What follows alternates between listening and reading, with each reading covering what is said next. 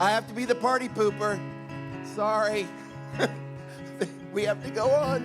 I love seeing everyone talk. This is fantastic. Welcome. My name is Jonathan Gay. My family and I have been coming to Bright City for almost 2 years. We can't wait till October to celebrate our second anniversary. I serve here wherever they tell me to serve. Today it's the liturgical team, and I'm really excited to do it. I'm also excited because this week I've had to drive 751 a lot, and the pear trees are just exploding. And it reminded me of a passage or a thought from N.T. Wright about heaven and Jesus. And it really struck me, and I'll read it in just a moment, but it really struck me because oftentimes we think of, if I can just get through this week, and if I can get through this life, heaven is going to be there. And God's intent was for us to live in anticipation of heaven, but also in ushering in heaven here on earth. And a part of that is what we're doing today. It's worshiping, it's being in the midst of believers, and it's also being Jesus to those who need his love. And so the thing that came to mind this week as I was just trying to prepare myself for Easter is something that Wright wrote quite some time ago, and I can't remember when he wrote this, but it's Jesus' resurrection is the beginning of God's new project, not to snatch people away from earth to heaven, but to colonize earth with the life of heaven. My goodness, I love that idea. And part of that colonization is what we're doing here this morning. And as Bright City, as leaders, as members of Bright City, a big part of what we're here to do is to help each other take the next step towards Christ. Whether you are a crafty veteran in Christianity, or you're just new to it, or you're just trying to get a feel of what Christianity is like, we all collectively want to be a part of each other's journey. And so we're very grateful that you're here. If you're new here for the first time or maybe the second time, there's a few ways perhaps we can introduce ourselves to each other.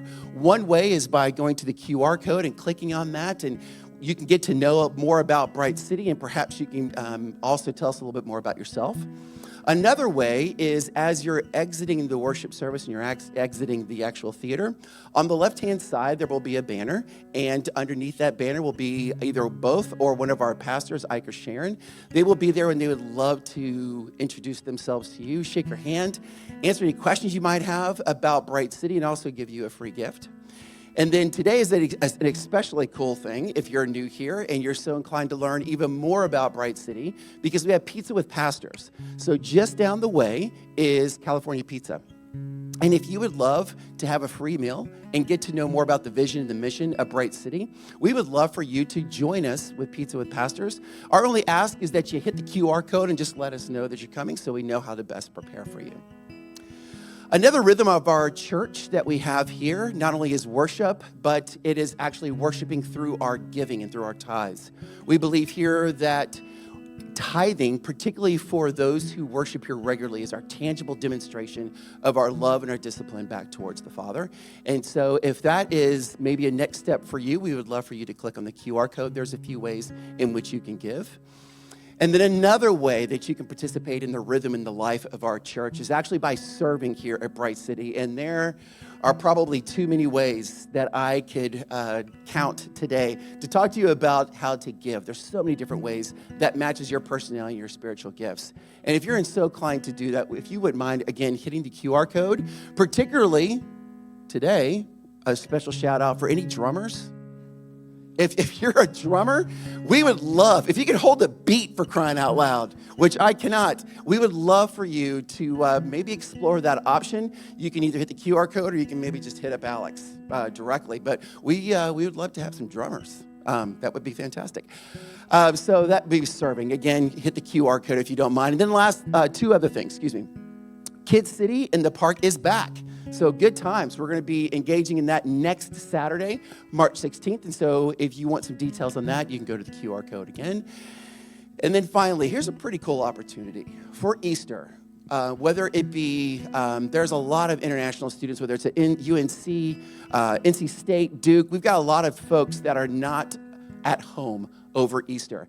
And if the Lord presses upon your heart that maybe you would like to have someone, an international student, maybe just chill out with you for Easter and celebrate it and maybe introduce them into your home and love on them, that would be wonderful. And if you're so inclined to do that, again, you can click on the QR code. That would be marvelous.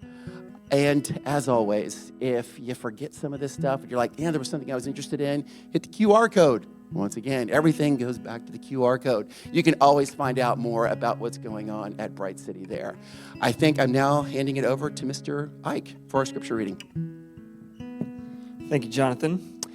If you are able to stand, we are going to read God's word together. Our reading today comes from the Gospel of Luke, chapter 15, verses 1 through 7. All the tax collectors and sinners were approaching to listen to him, and the Pharisees and scribes were complaining, "This man welcomes sinners and eats with them." So he told them this parable. "What man among you who has 100 sheep and loses one of them does not leave the 99 in the open field and go after the lost one until he finds it?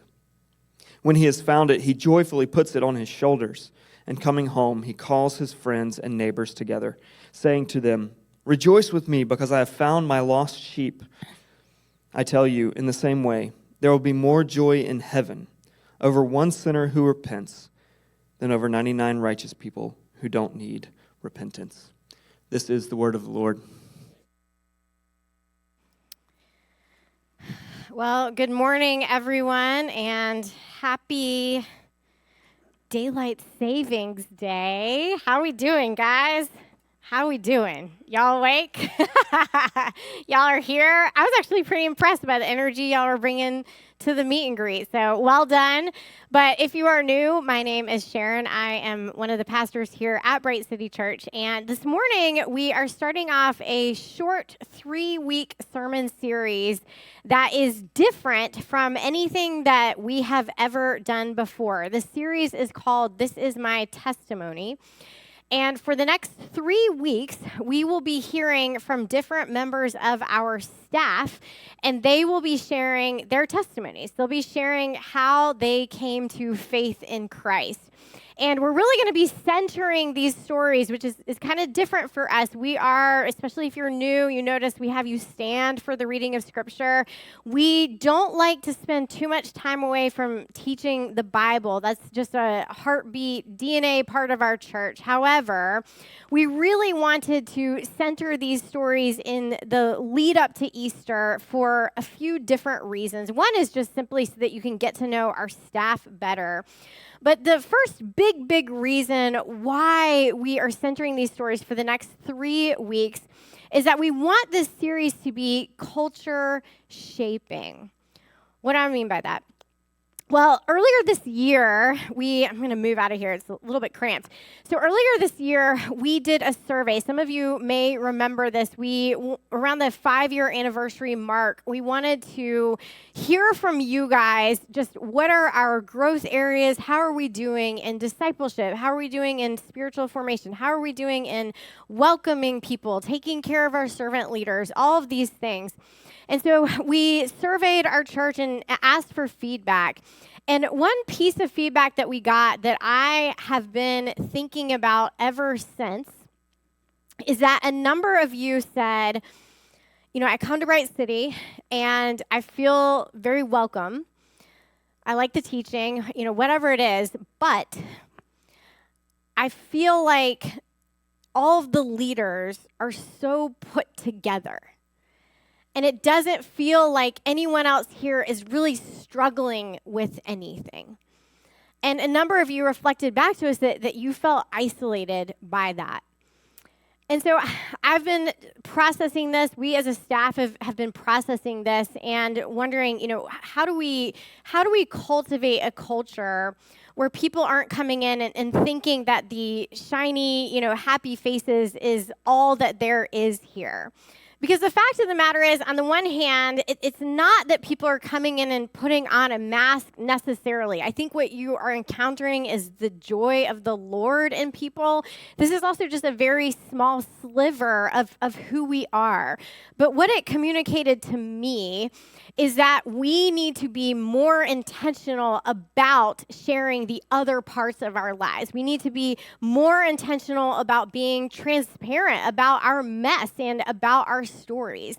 And part of the reason why we need to be intentional about that is not simply that we don't want people to feel isolated, but that isolation actually stands in the way of people's healing. You know, hospitals don't exist for people to come who are already well.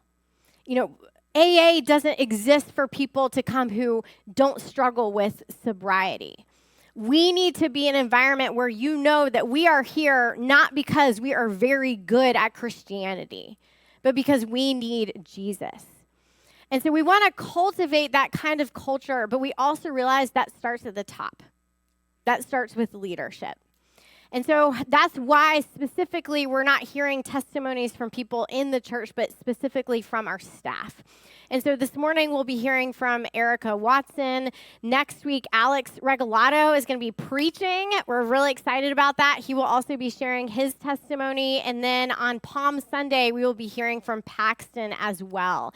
And so we're really excited about this series and the way it will shape the culture of Bright City. But there's a second reason why we are doing this series. In addition to culture shaping, we are also vision shaping. In the lead up to Easter, we are challenging everyone to invite a friend to Easter.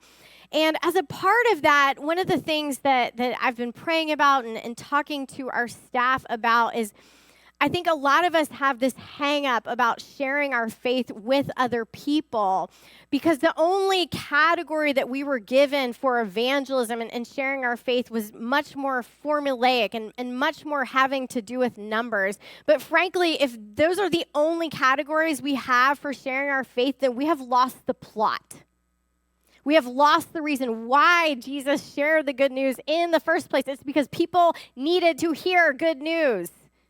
People were sick, people were dying, people were looking for hope, and that is still true today. But we need spiritual eyes to see those needs around us. And so my hope also in you hearing these stories in the next 3 weeks ahead is that you are reminded that we are not here. The church does not exist as this sort of legacy society where you're just here because your grandparents went to church and your parents went to church. We are here because Jesus intervened in our lives and healed us. So that's my second hope for this series. One of the phrases I've been using is rehumanizing evangelism. And so we're really wanting to center the human stories of the gospel in the next 3 weeks. So with all that in mind, I am now going to welcome up Erica Watson. If y'all can give a round of applause for Erica. So Erica is our executive director, and you have been our executive director for how long now? Hello. Since July. Okay. And you've been on staff for how long? Just over 2 years. Okay. So Erica Watson is the kindness of God to me and Ike, because she is very gifted with systems and processes, which, if you don't know me, systems and processes is where my soul actually goes to die. And so this was just God being merciful and kind to me by sending Erica. She is excellent. She is brilliant. She is conscientious. She has instilled our staff with organization and discipline. But more importantly than that, Erica is really the breath of God to those of us on staff and many of us in this church. She is gentle. She is wise. She is a great listener. She is very gifted at just being present to you. And so if you are ever in a place where you are looking for someone in leadership at Bright City, in addition to me and Ike, who you need to be a safe space for you, that you need someone to be the aroma of Christ to you, I want to commend to you Erica as well. She has honestly been that for me personally many, many times. And we're just so grateful to have you on staff at Bright City Church.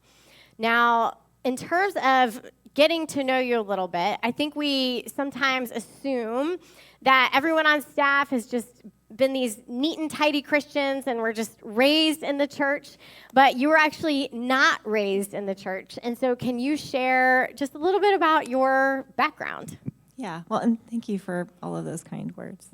So I was not raised in the church, did not grow up attending church on Sundays.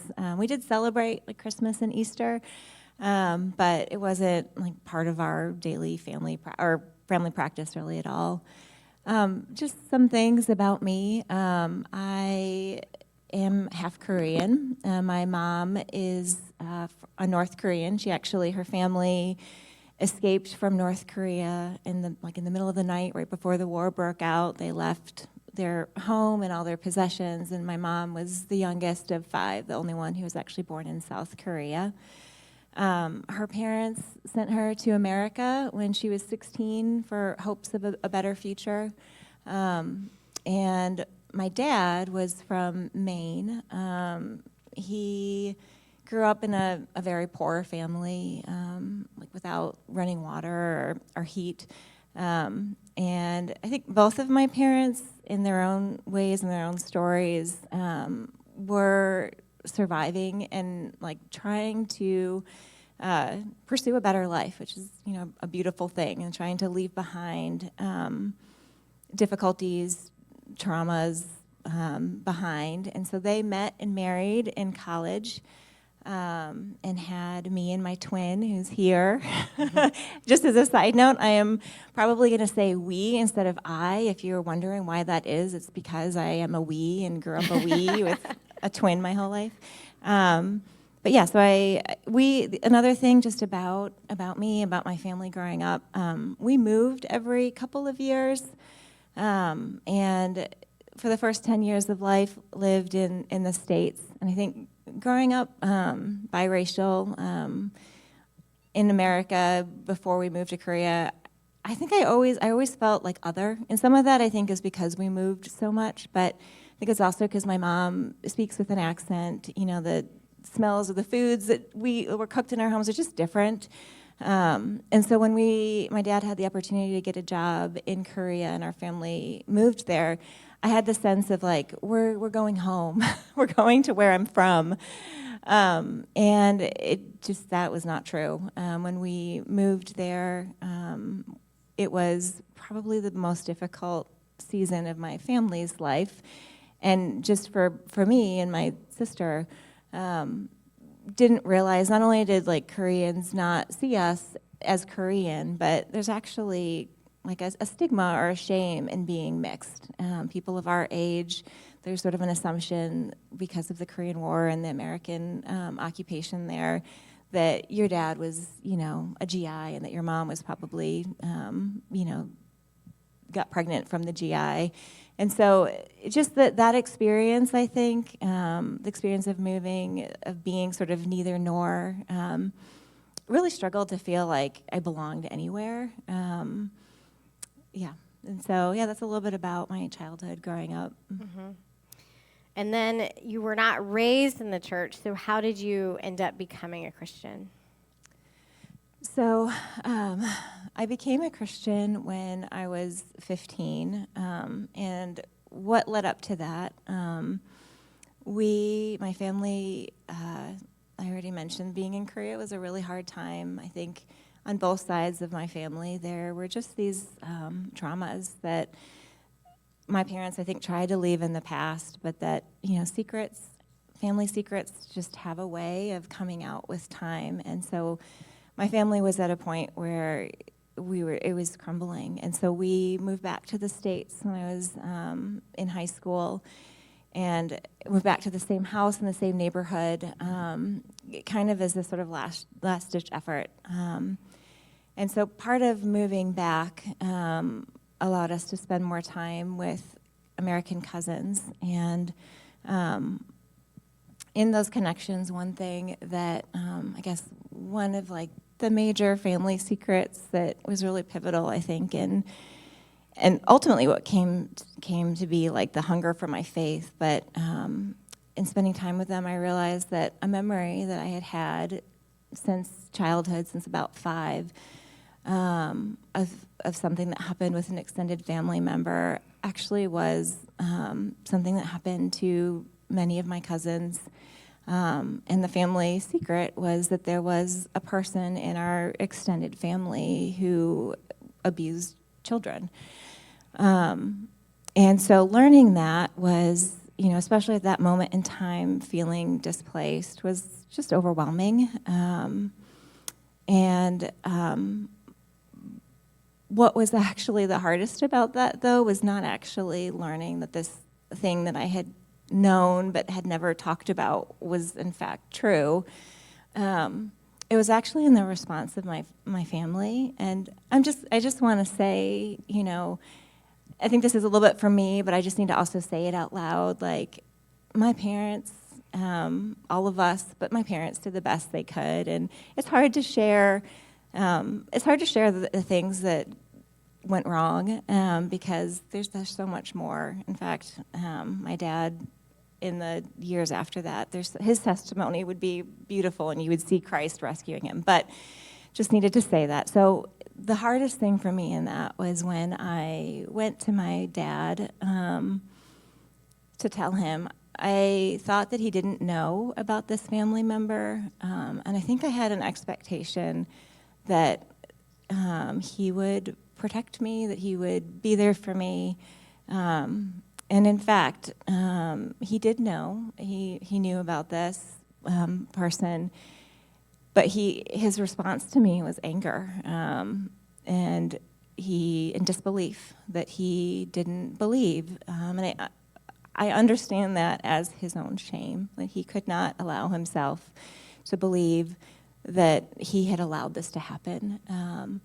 But what that did, like what that was like for me, I think, was just, I just felt, I had already been feeling displaced, but I felt so alone.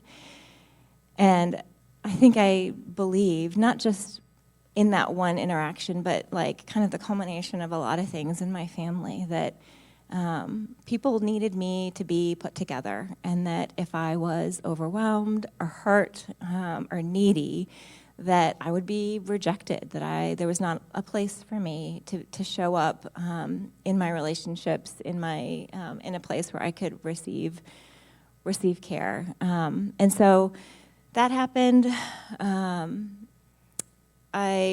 Being in high school, I started dating very shortly after that, my first boyfriend. And at first, that was euphoric. It felt like in this relationship in high school, I had found a person to belong to, a place where I was loved, and out of feeling loved, felt lovable. But as happens when we try to put people or things in God-shaped holes, that didn't work. And so what that looked like was just imploding, like two people coming together and then fighting, breaking up, getting back. Like, it just was a very emotionally intense, difficult relationship. And it was the first of what ended up, when I look back, like a pattern. Like, that was my first relationship like that actually looked a lot like my parents' marriage.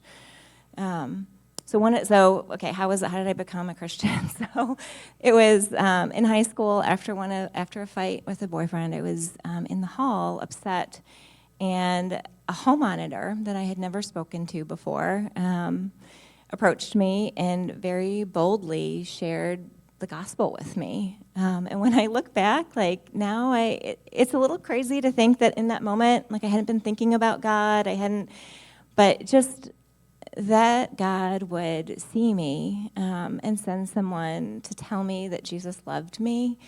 And it was not hard for me to identify that I was broken, that I was needy, that I desperately wanted to be rescued.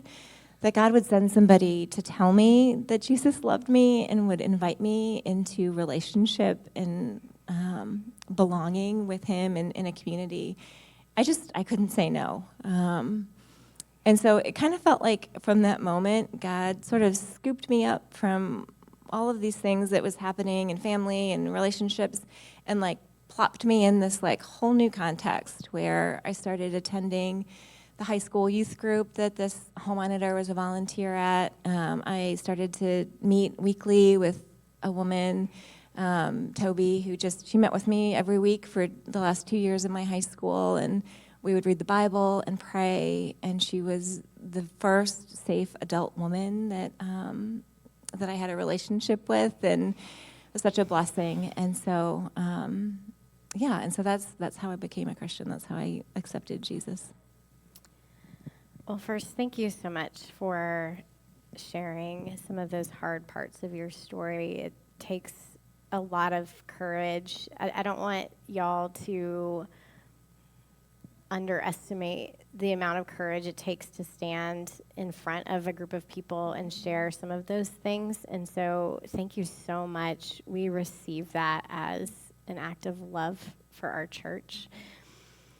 But part of your story is also that it wasn't this really clear-cut before and after story for you, where before you met Jesus, you were broken, and then after you met Jesus, everything was fine and wonderful after that, which is honestly true for most of us, which I'm so grateful that even Scripture accounts for this nuance throughout the New Testament. The word saved, it comes in different verb tenses. And so sometimes Paul talks about when we were saved, or how we are saved, or how we are being saved, or how we are working out our salvation. And all of this is meant to communicate that for a lot of us, this is a journey, and it is a truth, a spiritual truth that we are living into for the rest of our lives. And so that said, you have this initial moment of meeting Jesus and encountering safe people in the church, but that was not the end of your journey. As you went into your 20s, you still had some things to work through and heal from. And so can you tell us a little bit more about that?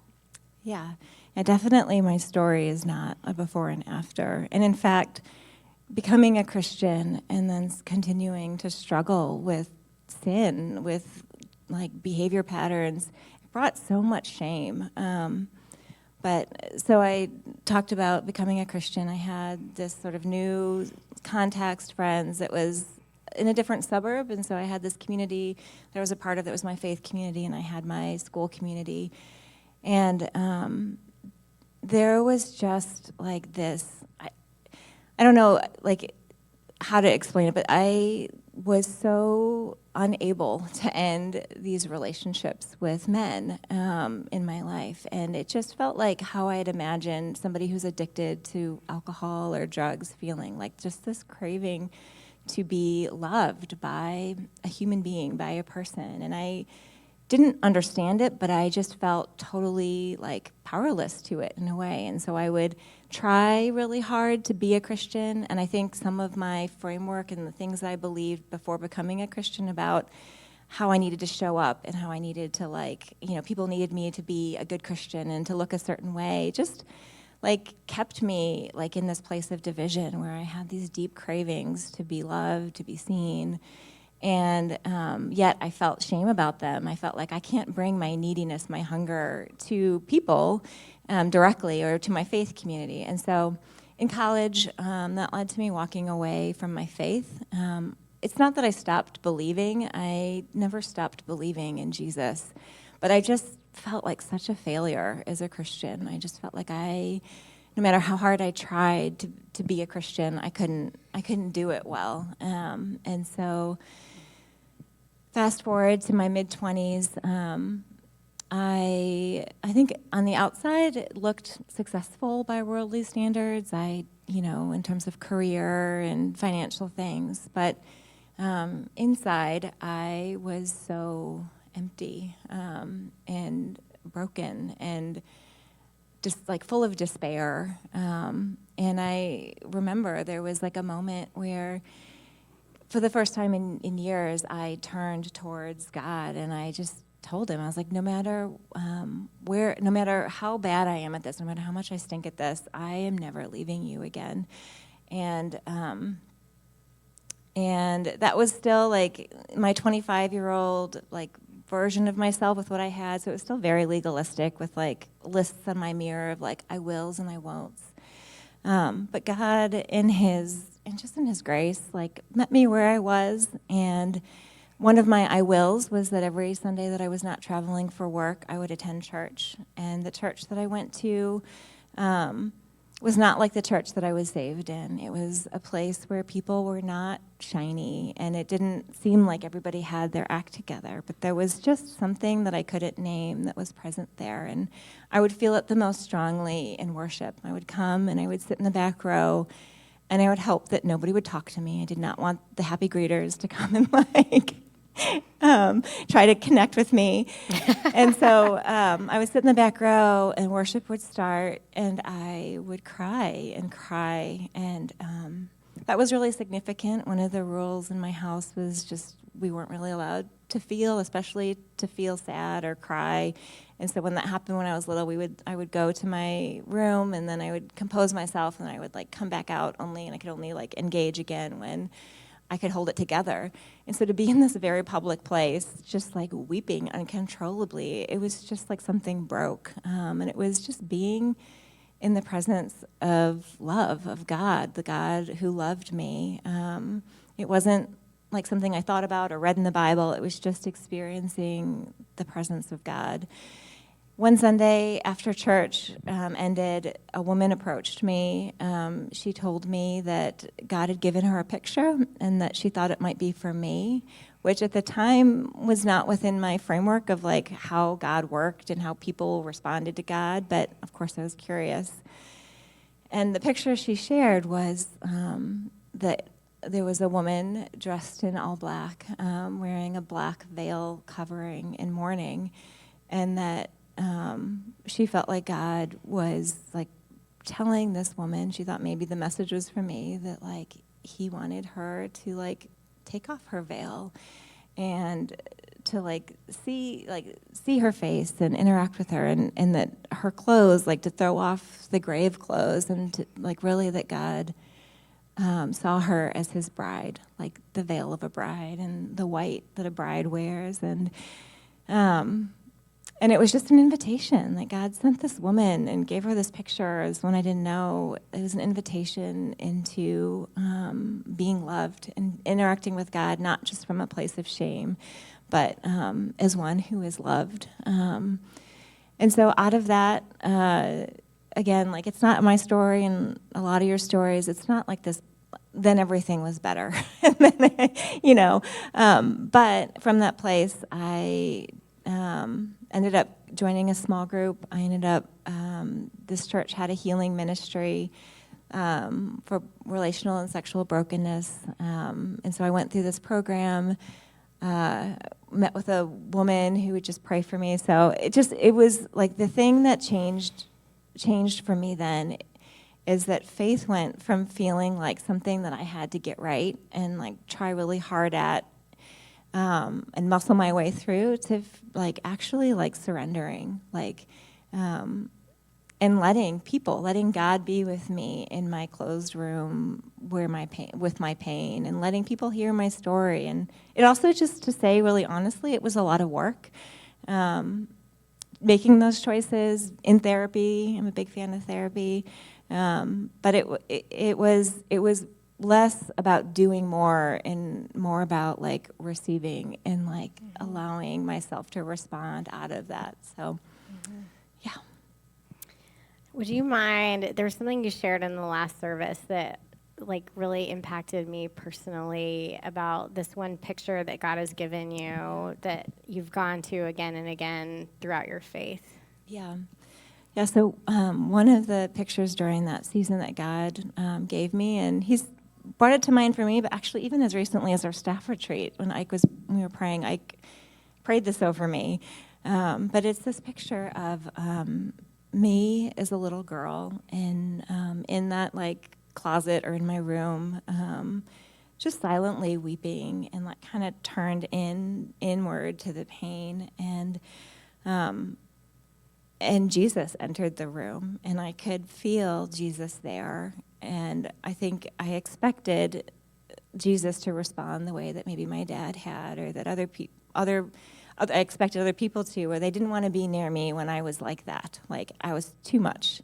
But in this picture, Jesus came and he like lifted my chin so that I could see his face and see like his eyes, like the eyes of one who knew, and loves me, like didn't stop, wouldn't stop, couldn't stop loving me. And for me, especially in that season, I think there's a way that our pain makes us turn in. And what I really needed was to, in my place of pain, not to negate it, but from that place, to see Jesus, to receive the love that he had for me. Yeah. You know, and as listening to you this time around and thinking about, it is easy to sing your praises. You know, you are someone, in my experience of you, that you always are careful with your words. You're always wise. I just trust you implicitly. And I think sometimes I assume people are just kind of born that way. Mm-hmm. But in hearing your story, it's a really powerful reminder that you are not that way in spite of your story, but in many ways because of your story. Mm-hmm. And that whenever we experience someone who is present to us in the way that Jesus is present to us, it's not because they are just really good at being a Christian, but they're able to be present to us because they once stood where we are standing. Mm-hmm. And that's why I think you are able to be so present with people. But with that said, as we close this morning, I wanted to give you the opportunity to just address anyone here this morning whose story is maybe similar to yours, whether they grew up not knowing Jesus and came to him in need of healing. If there's anyone who has that God-shaped hole in their lives right now that they know they're throwing things into it and it's leaving them emptier than before. Or if there are people who are Christian, would consider themselves a Christian, but have struggled to grasp the good news, and that it is hard. We are so used to having conditional love modeled for us that you don't just unlearn that. It takes so many years to truly receive that. And so to anyone who is in either one of those places, is there anything that you feel prompted to say to them? Yeah, and I'll say first that, like, I did not want to do this. I did not want to. But the reason that I did is, one, because this is not really my story. This is the story of Jesus. Yeah. And Jesus has been so good to me. And he's not just good to me. It's not like I'm special. It's who God is. God loves us. He loves you.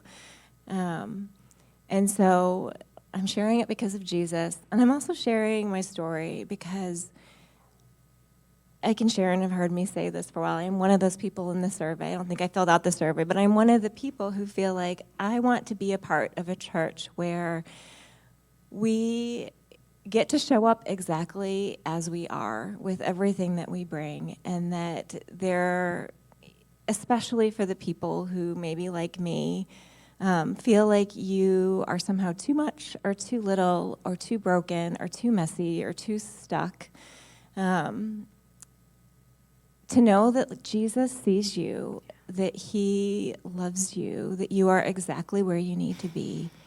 And I want to be a part of a community. I want Bright City to be a place where we can share with each other. We can share our truths, our stories, and we can look together towards Jesus. So we can be reflections of him, but ultimately where we are able to see the face of Jesus who knows and loves and can't and won't stop loving us. And so that is like my biggest hope and prayer for y'all, and you guys are a big part of the reason why I said no when I didn't want, when I actually wanted, I said yes when I really wanted to say no. So thank you so much. If y'all can give Erica a round of applause.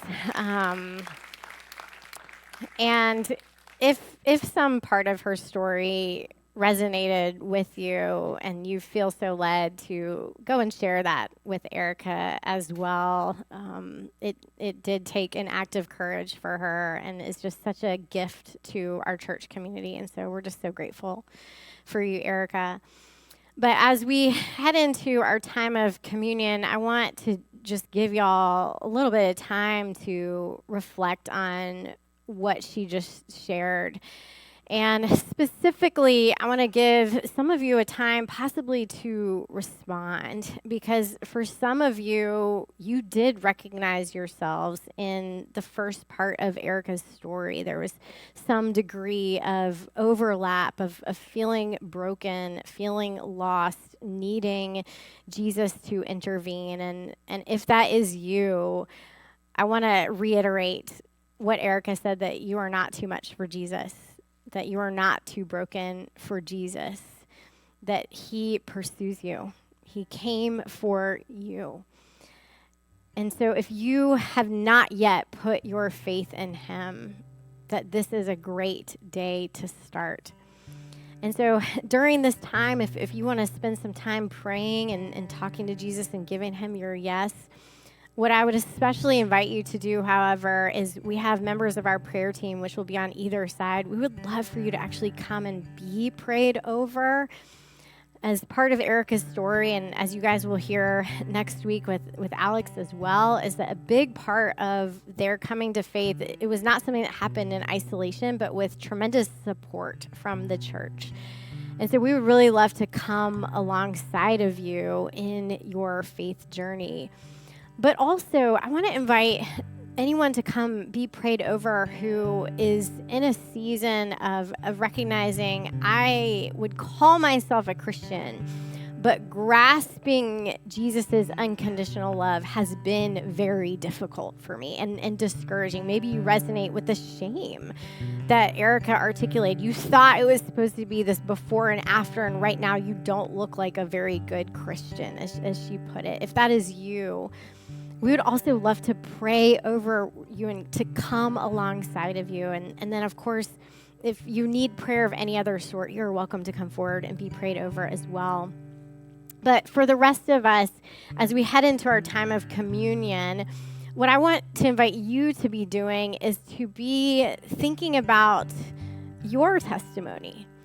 And this is actually what we're inviting our small groups to do in the next 3 weeks, is to spend time sharing our testimonies, to be remembering Jesus' faithfulness to us. And so for the next few moments, if you are a follower of Jesus, take some time remembering how Jesus pursued you, how he met you, who were the people that he put in your life, so that we can enter into a time of communion with thanksgiving. So let's take some time right now.